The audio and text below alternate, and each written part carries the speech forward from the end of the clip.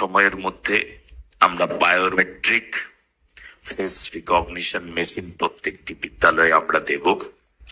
প্রতিটি বিদ্যালয়ে biometric machine অর্থাৎ ফেস রেকগনিশন টেকনোলজি সহকারে বসানো হবে এবং খুব শীঘ্রই সেটা বসানো হবে।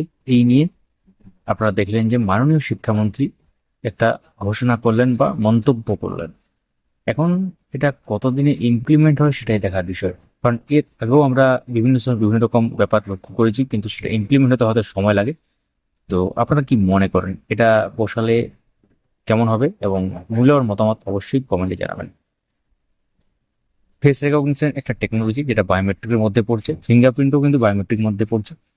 তো ফেস রেকগনিশন যেহেতু স্পেসিফিকভাবে আজকে বলা হয়েছে, তাহলে ফিঙ্গারপ্রিন্টের ব্যাপারটা কিন্তু এখন আর সেভাবে কিন্তু সম্ভাবনা ক্ষীণ হয়ে গেল। তার মানে এখানে বায়োমেট্রিক যে কোনো একটা থাকলেই হলো, সেটা হয়তো কিছু একটা ব্যাপার হবে। পরবর্তী আপডেটগুলো পাওয়ার জন্য আমাদেরকে ফলো বা সাবস্ক্রাইব করে রাখুন। ধন্যবাদ।